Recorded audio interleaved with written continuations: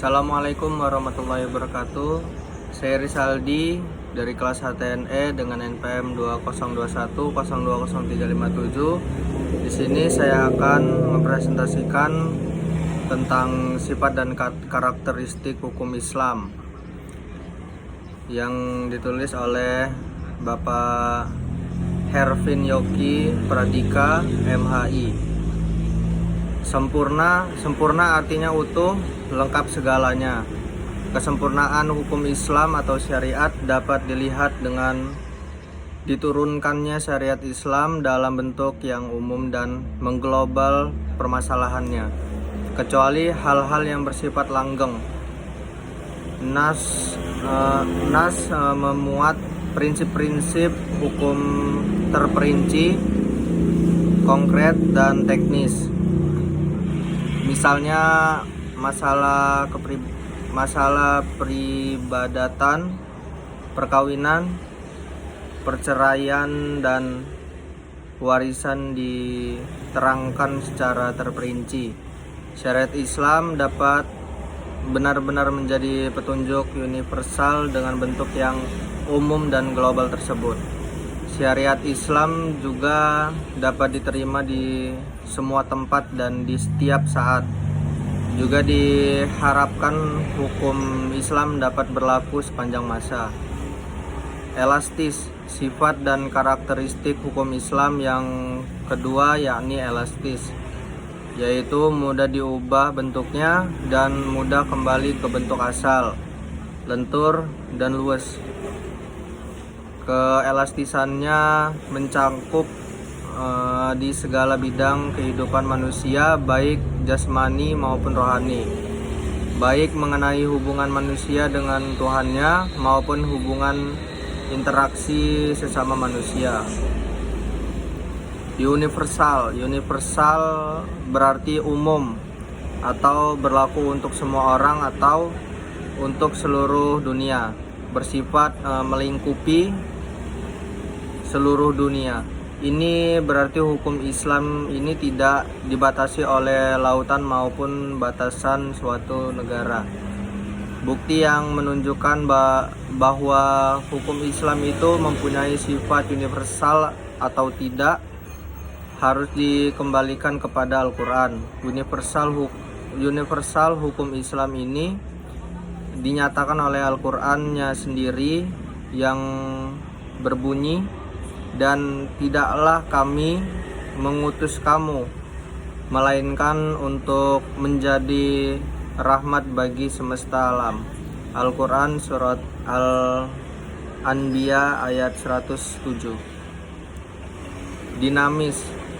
Dinamis dalam KBBI dijelaskan makna dari kata dinamis adalah penuh semangat dan tenaga sehingga cepat bergerak dan mudah menyesuaikan diri dalam keadaan dan sebagainya. Kedinamisan hukum Islam terletak pada dasar-dasar yang menjadi dasar dan tidak pokok bagi hukum. Dasar-dasar dan pokok-pokok itulah yang menjadi sumber kekuatan, kelemahan, kemudahan, dan kesukaran dalam menetapkan hukum Islam. Yang berikutnya ada sistematis. Syariat Islam bersifat sistematis, artinya ia mencerminkan sejumlah doktrinnya bertalian dan berhubungan di antara suatu dengan lainnya secara logis. Beberapa lembaganya saling berhubungan satu dengan lainnya. Perintah sholat di dalam Al-Quran selalu diiringi dengan perintah menunaikan zakat. Perintah untuk makan dan minum diiringi dengan kalimat tetapi jangan berlebih-lebihan. Yang berikutnya ada hukum Islam bersifat ta'abbudi dan ta'akuli. Al-Shatibi menyatakan bahwa ta'abbudi adalah sesuatu di mana tujuan hukum dalam melembagakan hukum untuk membebaskan mukhalaf dari perintah-perintah bahwa nafsunya agar dia menjadi hamba Tuhan dengan sukarela, sebagaimana dia juga hamba Tuhan secara alamiah. Sedangkan ta'akuli adalah sebaliknya, bersifat ta'abudi. Lebih jelasnya, ta'abudi adalah suatu bentuk ibadah yang tujuan utamanya untuk mendekati diri kepada Allah, yakni beriman kepadanya dan segala konsekuensi berupa ibadah yang mengandung sifat ta'abudi murni. Artinya maka ide dan konsep yang dikandung di dalamnya tidak dapat dinar. Contohnya, sewaktu Umar melaksanakan haji bersama Rasulullah mencium batu, yaitu Hajar Aswad. Melihat hal itu, berucaplah Umar radhiyallahu anhu, "Kamu hanyalah sebuah batu.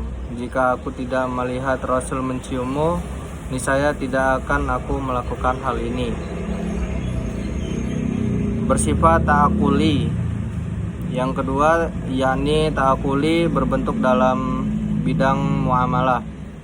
Ta'akuli ini bersifat duniawi yang maknanya dapat dipahami oleh nalar atau rasional.